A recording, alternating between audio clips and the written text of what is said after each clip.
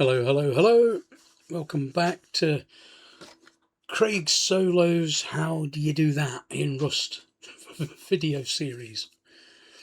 Right, I get asked how to use the FarmPro quite often, so I thought I'd put this quick video together. It's very simple, really.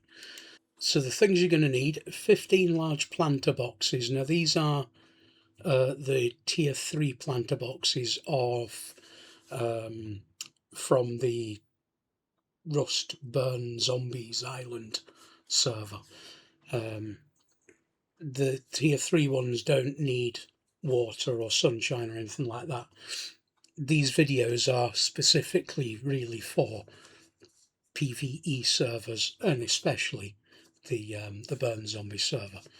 So you need 15 of the T3 planter boxes, 15 being that's how many the FarmPro can control, just using the standard VIP that you can earn in game without spending any money. If you do spend money on a paid VIP, you get different levels of things, so you can have more planters and all that kind of thing. But for this demonstration, I'm using 15 planters. I've got one FarmPro box and I've got one clone. You can start this with as little as one clone. And it's very simple. And if you float over the clones, the genes, I've set the genes because I've worked up my skill tree to allow me to use set genes. And I've made them all G, so that's the fastest growing speed. But to start with, firstly, we'll place the planters. Now, if we come up to the, now I've got my run on, and if I use, whilst my run is on, the planter boxes will snap into place. But if I press and release shift, I now am walking, and as you can see there, it's snapped into place. If I continue to do the same using no shift, you can see as I move it snaps into place. It just makes them like a lot tidier.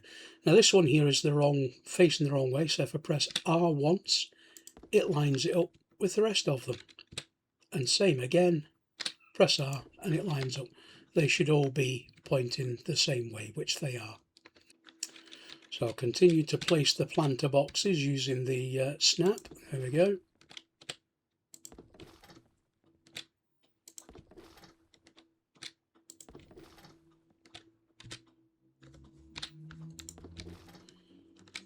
If you don't use the snap, they can end up all over the place and like looking just really untidy. I don't suffer from OCD. I have CDO because, you know, it's alphabetically sorted. Ho, ho, ho. And there we go, 15. And as you can see, they're all nicely lined up. They all face the same direction. This is a test server I'm on, so what that thing there is, an input and output, could be something that the admins have got coming soon. Right, the next thing that we'll put in place is the FarmPro. Now the FarmPro, we'll just pop it down there like that. As you can see, that's what it looks like. And if you look behind, everything's come up with harvest. I don't want that. Open the FarmPro and I've got one corn clone. I'm going to use clone because it's as easy. And as you can see in the FarmPro menu, you've got all the different photos of whatever clones you're going to use. So I'm going to select the corn clone and then I'm going to click clone. And if I come out, you can see it's all changed just to clone. Okay. And we should have no clone in there, and it will have been planted automatically by the FarmPro. I'll speed this part of the video up so that you can see more clones will appear. As I say, you can start this with one clone, set them all to clone, and then leave it for an hour, and then you'll come back and you'll have lots of clones. So what I'll do is I'll open the FarmPro box, and then I'll leave it just recording, and you'll be able to see the clones appear and then disappear as you create more clones. I think it's 1 for 3 or something like that. As you create more clones, they'll get replanted, and then they will grow, and they will create more clones, and then they'll get replanted, and before you know it, you've got enough clones to fill your boxes. So I'll come back when we've got an excess of clones. And we're back. As you can see, we've accumulated some clones, and if we look, we're cloning more. Now what I generally do now is they're all set to clone, so I'll set them all to harvest, and as you can see now they've all turned blue and they're all set to harvest, but we don't want to run out of clones. So if you go to the side of each planter, you can then see what the individual settings for each planter are.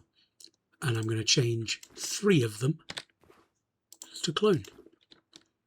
And what this will do, this will produce just more clones than are actually being harvested by the other 12 planters. So you will never ever run out of clones. And the FarmPro will just carry on creating whatever it is, the clone that you've actually put in there. So that could be corn or roses for roses quests, such as Do I Smell Roses, or the Mystical Road to Sleeping Beauty, or whatever it's called. And there are other quests that you can do with white berries, red berries, etc. So that's how the standard FarmPro works. Thanks for watching. See you in the next one.